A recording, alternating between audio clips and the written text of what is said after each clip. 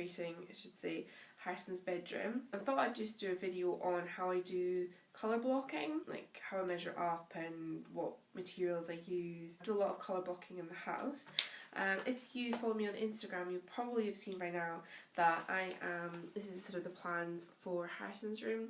So the room before, the walls were like a mocha colour. It's been a bloody nightmare to paint white, by the way. I honestly thought that the wall colour was just off-white, but as soon as you put that brilliant white next to it, it's very clear that that mocha was pretty brown. Painted the top white, like here, and the next bit I'm going to do the video on is this colour block at the bottom. So as you can see, I'm going to do these stripes above it, so about 3 stripes above.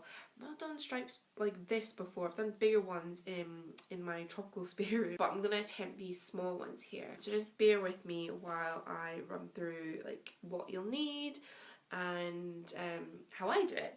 I'm no expert, by the way, and I'm pretty much experimenting as I'm filming. I don't know how good an idea that is or not. So for a room like this, what I've done is I've painted the top. So I don't know if you can see, I'm literally filming this on an iPad, which is not very high tech. So you can see I've painted the top white, and then obviously I've left like a bit at the bottom where I plan on putting the colour block of black. I've just left that in that horrible mocha colour because I just thought it was just a waste of time to paint the whole room white. So done the top bit, took a few coats. I mentioned this on my Instagram quite a few times as well. If you're going to use paint, buy trade paint. It does, I guarantee you, it does make the world of difference. So where's the paint I've been using? So the top I've used this Dulux Trade. I've used the vinyl matte as opposed to just normal matte. This is sort of what you probably use in commercial properties. I find it's a little bit thicker than the usual matte paint, and it's supposed to be more durable. I've used this downstairs in the living room in a different colour, and yeah, it went on pretty well, like good coverage. So that's what I used on top. So to do the colour block, I know like my sister, for instance, was thinking about doing it at her house, and she thought, oh, I don't know how to do that. But do you know what? In life, you always don't know how to do things, and you do it, and then you can do it after that. If you are nervous about doing colour block, especially with a dark colour like black, what I would advise is always have a plan B. Mostly, I would say that when I'm doing stuff in the house, I always have a plan B. One, it keeps your husband quiet. He's like freaking out about me doing certain things in the house. And 2, I suppose it gives you peace of mind, and then you feel a bit more relaxed. You might try more things if you have a plan B. So if it doesn't work out, what am I going to do? So my plan B, if it doesn't work out, I'll get my husband to paint the room white, because there's no way I'm going to do that. But it's going to work out, it'll be fine. Your plan B could be you'll get professionals in if you really mess it up, but you can't really mess this up too much. I'm not a huge fan of measuring stuff out. Just sort of probably not the right thing to say for a designer when kind of measurements are key. But you really do have to measure stuff out here. So what you'll need is a really big spirit level. You'll need a pencil. You'll need a measuring tape. And eventually for the taping, please don't use cheap masking tape. You will have a disaster. You'll be on to plan B and C and D if you use normal masking tape. You need a good quality masking tape. You're going to have to just fork out for it, otherwise you'll end up paying in the future for it. I use frog tape. Because I painted the room before freshly, like not that long ago, it was only just dried, I'm going to use the yellow frog tape. So it's that one there. You do get other ones. You get, I think the most common one that I've seen people using is the green one. That's just for normal surfaces, and that works well. If you have a room that's been painted for a while, you could probably use the green one, and it'll work really well. But I'm just a bit nervous about putting the green one on the freshly painted walls because it might pull off I mean it shouldn't do, but it might pull it off. But this works really well. I think they do it in like a orange one as well, which is for gloss, but I tend to just use the yellow one. And coming from somebody who always likes to cut corners and always get the cheapest of things, please use good quality tape. I will definitely learn the hard way. Like, I could go on about that, but I won't, because I won't bore you with that. I was thinking, shall I bore you with that? No, of course not. Okay, so what you want to do is you want to decide how far up you want to take your stripe. So I've already gone around the room and worked out how much, well, where the white comes down, because you do want an overlap. So I've decided to take it the first block, so this block here, about 70 centimetres from the top of the skirting board. I mean, there is a slight risk that my skirting board could be uneven, but it's a risk I'm going to take because this just needs to get done. So I'm going to take it 70 centimetres and measure up. Now, I don't know if this camera is going to show this. Okay, so you want to mark it up. Okay, I'll do it with the time lapse in a second. So you want to mark up like a few places on the wall where 70 centimetres is, and then you want to take your really long spirit level. I mean, I'm just trying to think if you could use a normal spirit level, but it's like that big. If you want the absolute torture, you could use one that big, but I absolutely would recommend getting yourself one of these.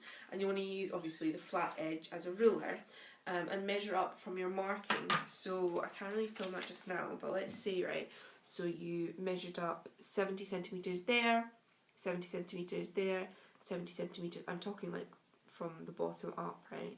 So you want to like make little marks on the wall with a pencil along the way, the whole length of the wall. Then you want to take your spirit level and join the dots basically, and make sure, now this could be like really obvious, but you never know because we all have to start somewhere. But using a spirit level, you want to make sure that that bubble, that you can see, is like in the middle of the two black bits. I don't know what you call them, the two markers. So you want to hold this up and mark along on the flat edge, right? And make sure you've got a nice straight line. You'll see in the video that I'm just about to do, the time-lapse one. Once you've done the whole room and you've marked out the, so everything's nice and even and you've got a line across, I mean, you are drawing it out with the pencil, right? I think that's the easiest thing to do, and it's nice and clear and you can't mess up. You've drawn it on, right? Then you want to go with your frog tape and then pull the frog tape, obviously like line it up where you've put the line, but I can talk about that in a minute. Okay, like let's do this measuring.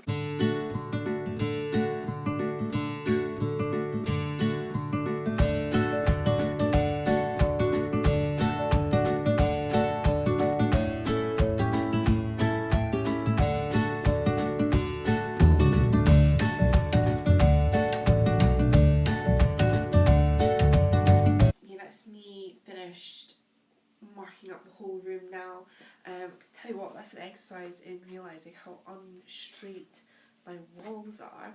So I know I said I was doing 70 centimetres from the top of the skirting up, but you need to use your discretion with that because sometimes it may be out a little bit because the walls will not be straight.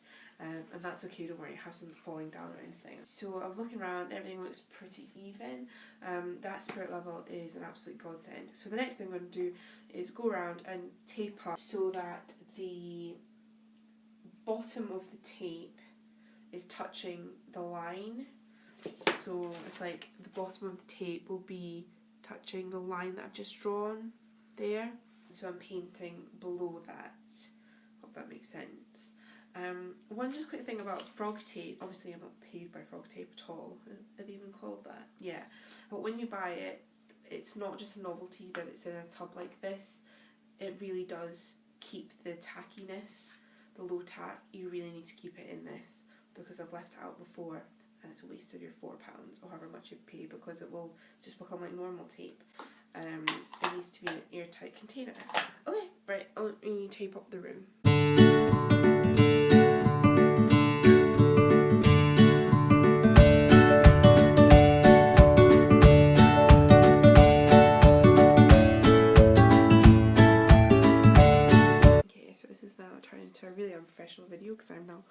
holding my camera up close because I want to show you.